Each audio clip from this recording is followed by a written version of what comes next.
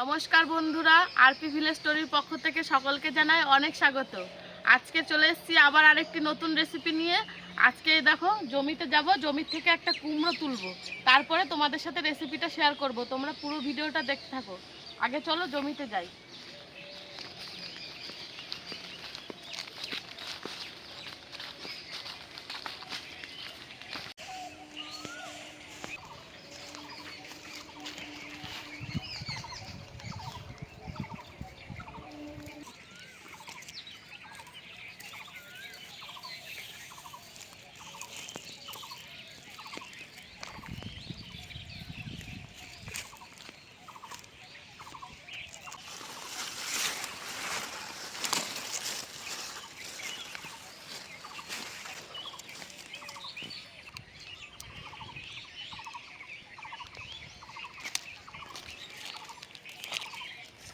দেখো এই কুমড়োটা একটু পাকা পাকা হয়েছে, এই কুমড়োটাই নিয়ে নেব। এই রান্নাটার জন্য কিন্তু একটু পাকা টাইপের কুমড়োটাই হলেই ভালো হয়। দেখো কুমড়োটা নিয়ে নিয়েছি, চলো এবার রান্নাঘরে যাই।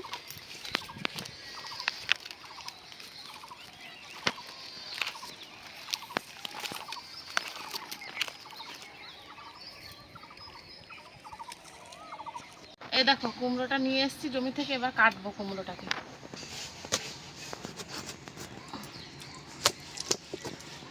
তোমরা তো দেখলে ওই কুমড়োটা পচা বেরিয়েছে, তাই জন্য এইরকম আরেকটা কুমড়ো নিয়ে এসেছি। এবার এই কুমড়োটা কেটে নেব। এই কুমড়োটা ভালো আছে, এটা আর পচা বেরোয়নি। এটাকে এবার কাটবো। কুমড়োটা কাটার সময় খোসাটা হালকা হালকা ছাড়াবো, খোসা বেশি ছাড়াবো না। এই যে এরকম হালকা হালকা করে খোসা ছাড়িয়ে নেবো।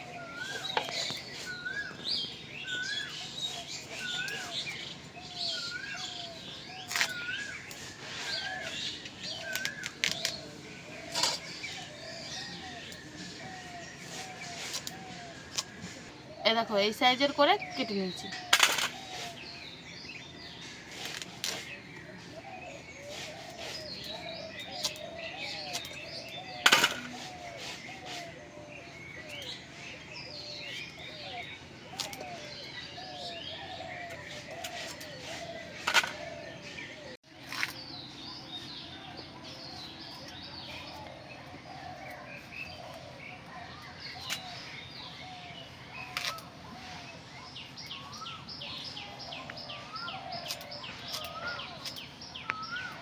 দেখো একটা কুমড়ো কেটে নিয়েছি, আর এই আলুটাও কেটে নেব।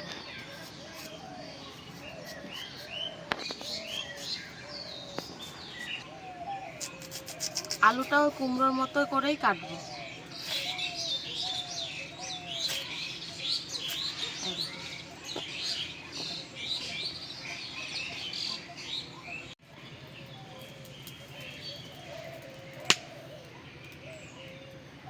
সব কিছু রেডি করে নিয়েছি। প্রথমে আমি শুকনো গলায় কিছু মশলা আমি ভেজে নেব। এখানে আছে 5 ফোড়ন, কাস্তুরি মেথি আর খানিকটা গোটা সর্ষে। এগুলোকে আগে ভাজবো।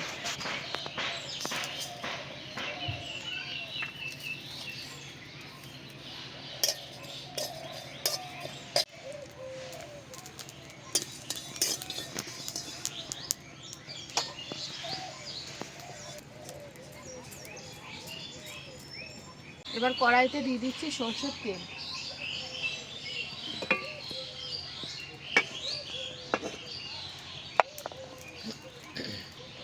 এবার কুমড়ো আর আলুটাকে ভেজে নেব ভালো করে। দিয়ে দিচ্ছি অল্প পরিমাণে নুন। এবার কুমড়ো আর আলুটাকে খুব ভালো করে ভাজতে হবে।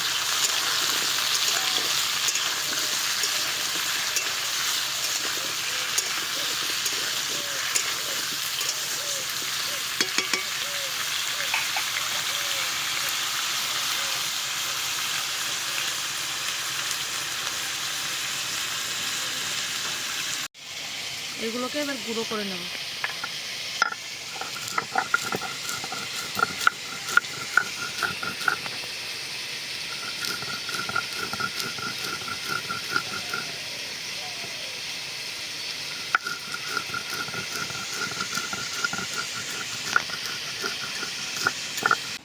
আর আদা আর কয়েকটা কাঁচা লঙ্কাও থেতো করে নেব।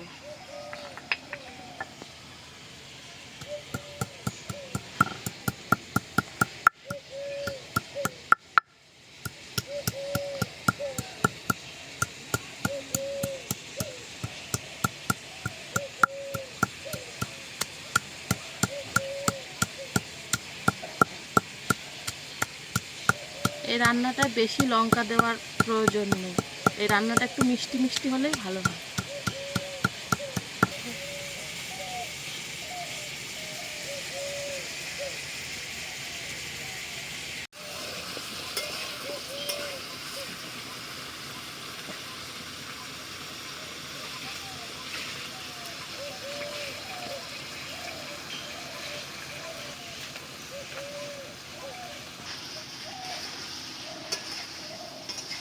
কুমড়োটা ভালো করে ভেজে নিয়েছি, এবার তুলে নিচ্ছি কুমড়োটা।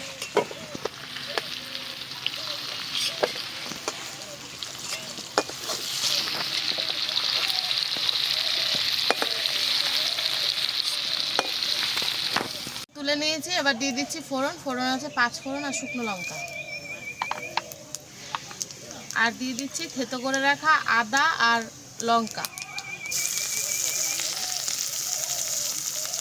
এবার সব কিছুকে আগে ভাজবো।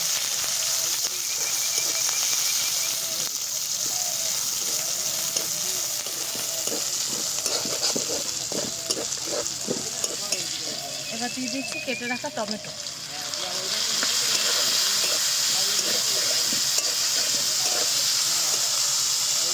দিয়ে দিচ্ছি পরিমাণ মতো নুন,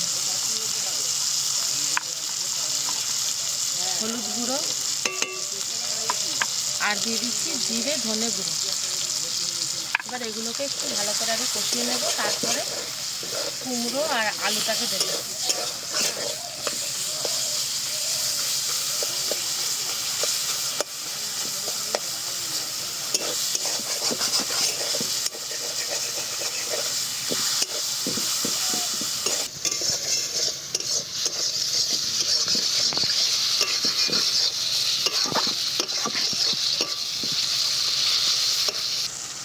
দেখুন মশলা খুব ভালো করে কষিয়ে নিয়েছি, এবার দিয়ে দিচ্ছি ভেজে রাখা কুমড়ো আর আলু।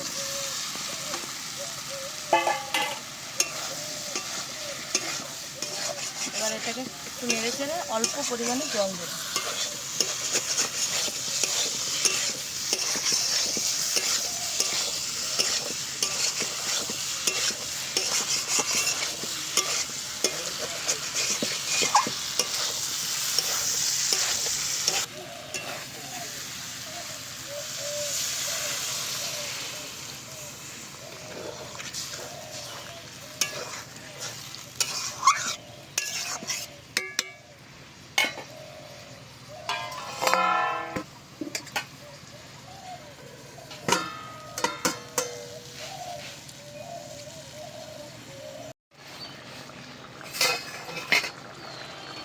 সব কিছু খুব ভালো করে সেদ্ধ হয়ে গেছে, আলুগুলোও খুব ভালো করে গলে গেছে।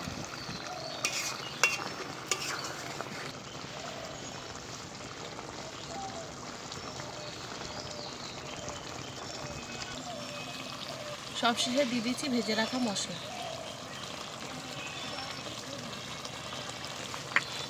এবার একটু নেড়ে চেড়ে নামিয়ে নেব।